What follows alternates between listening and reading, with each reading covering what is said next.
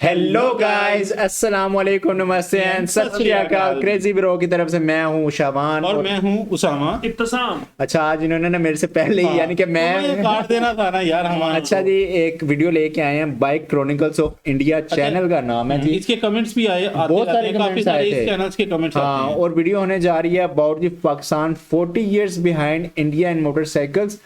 यार ये देखने में तो मुझे खतरनाक टॉपिक लग रहा है। खतरनाक तो लग रहा है। अच्छा, इसके एक तो मुझे एक चीज नहीं समझ आती रोस्टिंग वीडियो ना हो जाए। हाँ, कि इसको इस पे टॉपिक ये बनाने की क्या वीडियो थी, वो हमें खुद को पता था कि भाई हम 40 इयर्स बिहाइंड है। लेकिन आज हम जो देखने जा रहे हैं वो इंडियन प्रोस्पेक्टिव से नीचे ना देखेंगे। बहुत सारे लोग आएंगे भाई आप 40 नहीं 4000 ईयर बैक हो। नहीं नहीं, इतना भी नहीं यार, इतना भी नहीं।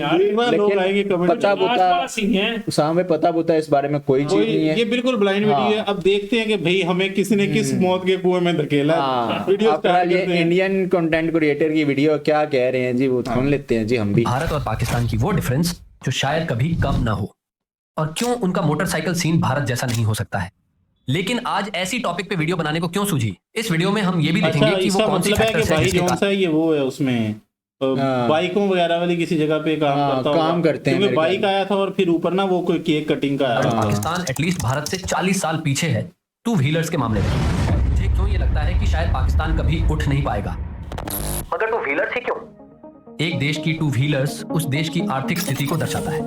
उदाहरण के रूप में 1950 की दशक में जापान में टू व्हीलर्स का सेल्स बहुत हुआ करता था, पर जैसे जैसे उसकी आर्थिक स्थिति अच्छी होती गई लोग फोर व्हीलर्स पे मूव हो गए। 2024 की टॉप 10 टू व्हीलर्स मार्केट्स को देखेंगे तो उस लिस्ट में आपको सभी डेवलपिंग कंट्रीज मिलेगा। भारत नंबर 1 था और पाकिस्तान नंबर 9 पे, पर भारत के मार्केट का साइज पाकिस्तान से करीब 15 टाइम्स था। यही पे भारत और पाकिस्तान की मार्केट में पहला डिफरेंस दिखाई देता है, वो है पाकिस्तान में वैरायटी की कमी।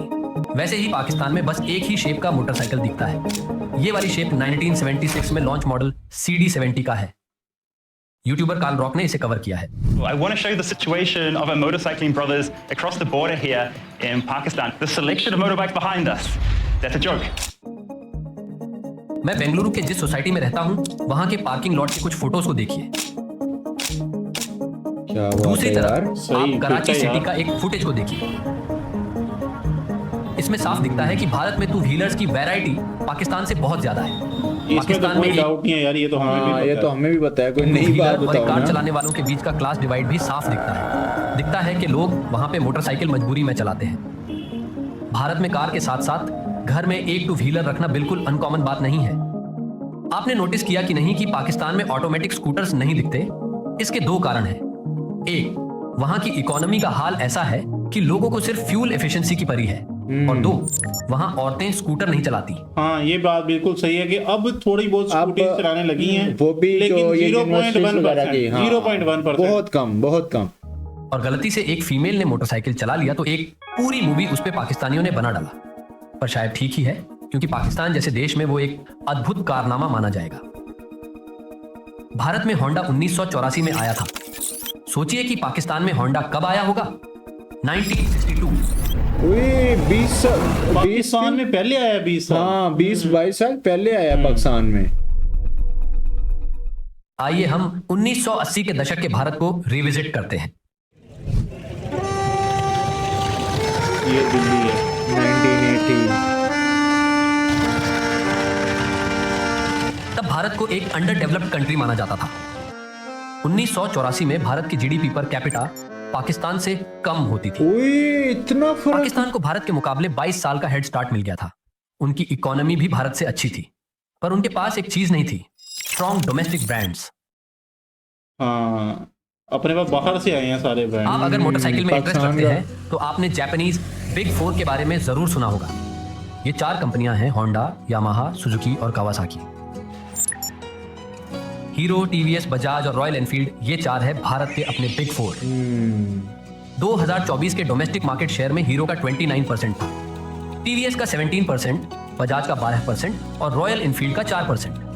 देसी बिग 4 का टोटल मार्केट शेयर 2024 में 62% था। भारत के इन ब्रांड्स का एक्सपोर्ट मार्केट्स में भी अच्छा दबदबा है। टीवीएस और बजाज मिलकर अफ्रीका के मार्केट को लीड करते हैं। ऑस्ट्रेलिया में एडवांस्ड मार्केट्स में भी मेड इन इंडिया बाइक्स का धूम है। चाहे तो वो बजाज द्वारा मैन्युफैक्चर किया गया KTM के बाइक्स हो या ट्रायम्फ के स्पीड 400 हो। टीवीएस भी BMW के लिए बाइक्स मैन्युफैक्चर करता है। और फिर पिछले कुछ सालों से रॉयल एनफील्ड के बाइक्स डेवलप्ड मार्केट्स में काफी पॉपुलर हुआ है। शुरुआती सालों में भारत के इन डोमेस्टिक ब्रांड्स ने जापानी कंपनियों से ही सीखा था। हीरो ने होंडा से, टीवीएस ने सुजुकी से और बजाज ने कावासाकी से। और कैसे उन्होंने करीब रेप्लिका 15 से 20 साल के अपनी लर्निंग के बाद proper companies इन उन्होंने डोमेस्टिक लगा दी ब्रांड्स ने थी। अपने पैरों पे खड़ा होने को डिसाइड किया और उसके बाद करीब करीब 20-25 सालों का सोलो परफॉर्मेंस दे चुके हैं। कहने का तात्पर्य यह है कि यह देसी बिग फोर सही में मोटरसाइकिल वर्ल्ड के जायंट्स है। हम भारतीय बहुत खुशकिस्मत है क्योंकि इन डोमेस्टिक ब्रांड्स के कारण ही आज हमारा बाइकिंग सीन इतना वाइब्रेंट है। अब पाकिस्तान का डोमेस्टिक मार्केट को हम देखते हैं। होंडा अकेले का मार्केट शेयर था 89%। यामाहा और सुजुकी का शेयर दोनों का एक बिल्कुल सही बोला है। मैं तो होंडा ही लेसा CD70 हर तरफ हर है। तरफ CD70 की तो इतनी सेल हुई है ना। और बंदा बात भी बता- ठीक है कि फ्यूल इकोनॉमी और फ्यूल एफिशिएंसी की बेस के ऊपर ही, और कोई स्पेसिफिक रीजन नहीं था। 1% के करीब था। पाकिस्तान में सेकंड पोजीशन था यूनाइटेड मोटर्स का, जिसका शेयर करीब 7% था। चाइनीज बाइक्स ऐसा बहुत नहीं है ज्यादा कि इनके डोमेस्टिक ब्रांड्स को जापानियों से सीखने का मौका नहीं मिला था। यामाहा ने 70 के दशक में पाकिस्तान के दाऊद ग्रुप के साथ आए थे DYL मोटर्स के नाम से, पर 2000 के दशक में इस बिजनेस का दिवालिया ये निकल बाइक गया। बहुत चला था। यामाहा ने अकेले 2010 में यामा 2 स्ट्रोक और 4 टू स्ट्रोक और 4 स्ट्रोक बहुत चले थे बाइक उस पाकिस्तान में समय। सोलो आने का फैसला किया। इसी तरह कावासाकी भी पाकिस्तान में एक टाइम पे मौजूद थी, एक लोकल ब्रांड के साथ। इस जॉइंट वेंचर का नाम SKM था, मगर DYL की तरह ही SKM का भी दिवालिया निकल गया। आखिर पाकिस्तान की ऐसी हालत का जिम्मेदार कौन है? बिजनेसमैन, सरकार, मिलिट्री या फिर ये सब?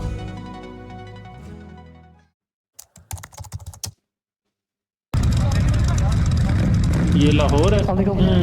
नहीं नहीं, लाहौर नहीं था। अभी अभी तो मैंने कहा था कि पाकिस्तान कुछ ऐसा दिखता है, तो फिर ये कहाँ का नजारा है?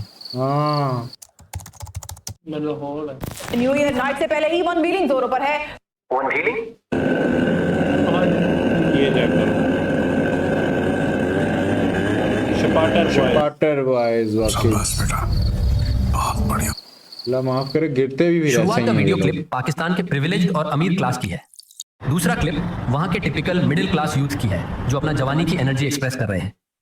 भारत और पाकिस्तान के बीच तीसरा और सबसे इंपॉर्टेंट डिफरेंस है दोनों के मिडिल क्लास का स्पेंडिंग पावर। क्या आपको मालूम है पाकिस्तान का सबसे ज्यादा बिकने वाला मॉडल होंडा CD70 पिछले ऑलमोस्ट 40 से 50 सालों से क्यों चेंज नहीं हुआ? वो इसलिए क्योंकि वहां के मिडिल क्लास की आर्थिक स्थिति में पिछले 40 से 50 सालों में कोई बदलाव नहीं आया। पर पाकिस्तान का ये हाल हुआ कैसे? हमने तो देखा था 1984 में GDP पर कैपिटा में भारत से आगे हुआ करता था। इसके मुख्य 3 कारण हैं। 1. राजनीतिक अस्थिरता। 2. शिक्षा की कमी। 3. सुरक्षा और कट्टरता। मेरा नाम है SP और आप देख रहे थे bike chronicles of India. Overall ji ये थी आज की वीडियो। और भाई ने बहुत सारी बातें सही की, जिसमें से कुछ बातों से हम अग्री करते हैं और कुछ बातों से नहीं। कुछ काफी तो हद हम तक डिनाई भी करते हैं, लेकिन ओवरऑल जी सही वीडियो थी काइंड ऑफ। बहुत सारी ना इसमें बिटर ट्रूथ थे जो कि मतलब एक्सेप्ट करने में किसी को भी मुश्किल होगी, लेकिन ओवरऑल एक सच्चाई है कि भाई हमारी जो एजुकेशन भी वीक थी। और दूसरा हमारे यहाँ पे ना जो बिगर जायंट्स हैं 4, सुजुकी, होंडा और उसके अलावा ये यूनाइटेड तो चलो पाकिस्तानी एक काइंड ऑफ कंसीडर होता है, चाइनीज पार्ट्स हैं ऑल्दो इसमें भी। लेकिन अब पाकिस्तान में यामाहा जोन सा है ना, ये चीज ओवरऑल ये भी बाहर का ही है, जापानीज ही है। जापानीज ही है, लेकिन यामाहा जब अभी तक आया हमारे था, पास कोई लोकल ब्रांड ऐसा नहीं है। यामाहा अभी जब आया था तो यामाहा ने मेरे ख्याल एवरेज की वजह से मार खाई थी। यामाहा भी उस वक्त होंडा का मुकाबला नहीं कर सकता। लेकिन आयरनी तो ये है ना कि प्राइस भी तो चाहिए। प्राइस है 4-5। जब एक चीज इंपोर्ट हो रही है, बाहर से आ रही है उसकी चीजें, या रॉ मटेरियल बाहर से आ रहा है, तो ऑटोमेटिकली उसकी प्राइस अप ही होनी है। हमारे अभी तक कोई लोकल ऐसा ब्रांड उभर के नहीं आ सका कि जो मतलब हम कहें कि यार हमने रॉयल एनफील्ड जैसे लेते हैं, हमने वो लेना है। ऐसा अभी तक हमें कोई कैफे रेसर टाइप बाइक भी नजर नहीं आया। अच्छा, इन्होंने वैसे कॉपी करने की कोशिश की थी। ये जो होंडा 150 आई थी मॉडल, रॉयल एनफील्ड की कॉपी करने की कोशिश की थी, लेकिन कौन सा? नहीं थी यार। ये क्राउन लिफान की बात तो नहीं कर रहे। क्राउन लिफान भी चाइनीज पार्ट्स के ऊपर ही है, जो 50-70% स्टेक चाइनीज का ही है उसमें। लेकिन CD70 के बाद मेरे ख्याल जो ज्यादा सेल हुई थी वो क्राउन लिफान एक कंपनी है, मतलब वो ही थी। और पार्ट्स क्योंकि उसके सबसे ज्यादा आफ्टर अच्छा, ये मार्केट में CD70 कोई आइडिया है कि जब मार्केट में लॉन्च हुआ था किस प्राइस रेंज में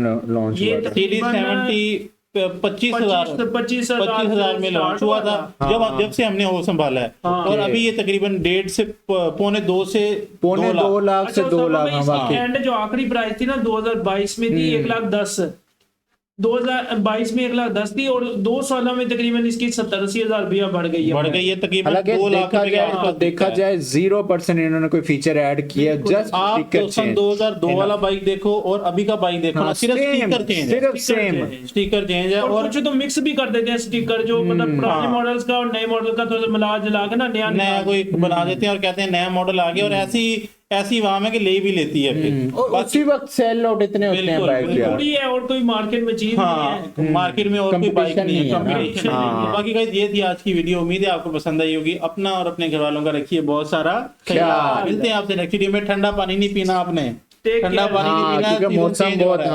खराब हो रहा है। अपना और अपने बच्चों का लाजमी ख्याल रखिएगा। मिलेंगे आपसे नेक्स्ट वीडियो में किसी नए टॉपिक के साथ, किसी नई वीडियो के साथ। टिल देन टेक केयर जी।